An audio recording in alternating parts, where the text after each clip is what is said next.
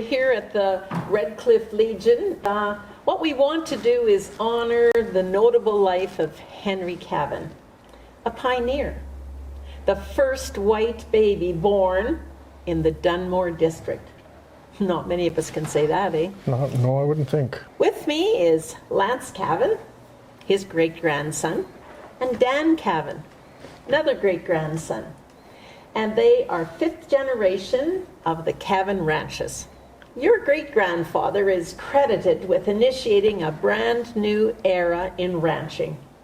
Apparently, it started with his job with the PFRA. He traveled the area looking for suitable water sources for irrigation or for watering cattle. Cavan Lake was his project in 1947, I believe. They didn't know what to name the lake at the time of the build because it is a man-made lake. Well, there were enough Cavans running around there. They decided to name it after the Cavans. There was Henry and then his two sons, Lionel and Cavan. It was his determination that made it happen.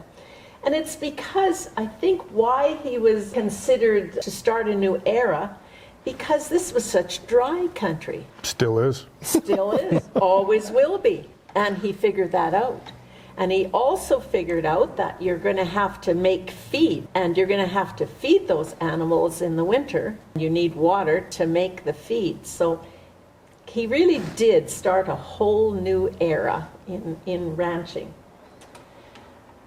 He was a renowned rancher after he quit the PFRA. He was running Hereford, straight bred Hereford. He bought the infamous 76 ranches. A portion of it. He is one of the founding members of the Medicine Exhibition in Stampede. Apparently our family are suckers for punishment because Henry was involved, my grandfather Lionel was involved, our father Warren was involved, and now we're involved. Wow. So it's pretty neat.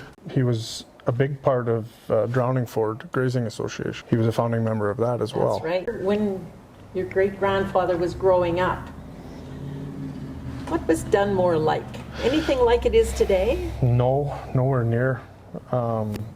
Dunmore was originally, from what we've been told, supposed to be Medicine Hat, in fact. It was, eh? Yeah. The railway was coming through, and that's how we ended up getting here. Through Henry's father, Dan, worked for CP Rail. And so growing up in Dunmore, for Henry, I'm sure was exciting because he was right near the railway. I don't know if there's anything else to say about Henry except that he was a pretty remarkable man. And as fifth generation boys, and carrying on the tradition of Daniel, who first came, and Henry, who was born here as a baby, you boys are carrying on Cavan ranches. You bet. Our roots are extremely deep. The trees actually that are in Dan's yard, which is the original yard, original Dan planted those trees, and they're cottonwood trees. I feel like our roots are as deep as those roots. They're hard to pull. There's a few who've died out, but no, 137 years old. Yeah, you respect the history and where you come from. This poem tells about a catastrophe. It happened in Dunmore, 1903, end of May. The worst of snowstorms meets the softest of bovines. Thousands of them. Henry Cavan was there. When cattle wore neckties. The last week of May in 1903 is when cattle were wearing neckties. Cavan was keen, just a boy of 16, already a man. Beyond years, he was wise. He saw the clouds fret, and anyone could that nature's devil was stirring a brew, and thousands of dogies were about to arrive. By trainloads this week they were due. The cowmen were positive this was their chance to make big bucks, and they'd make 'em fast. The spring this year early, and they thought that surely the market would swell and good prices would last.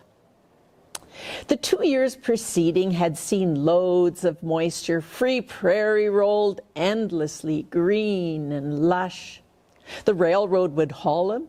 The bankers were all in. For plenty of cowmen, this venture a rush. What a disaster is what Cavan's thinking, that the Dogies and the storm should arrive the same time. He knew about blizzards, and then he considered this nightmare could really cause victims and crime. The icy wind stinging, the heaping snow clinging, the arrival of trains on each other's rear lights. The stockyards were crowded, beasts too wet for branding. So how could each cowman know his steers by sight? The answer was ties round each yearling's neck, each owner his color, keeping rustlers in check. But temperature's freezing, there's no guaranteeing, it's bedlam, the crowding a big bottleneck. It was 7 days straight that the storm would explode. Train loads came faster than they could unload. Out cattle were pushed, cold and hungry and bushed. What a crime, worse than Cavan had even forebode.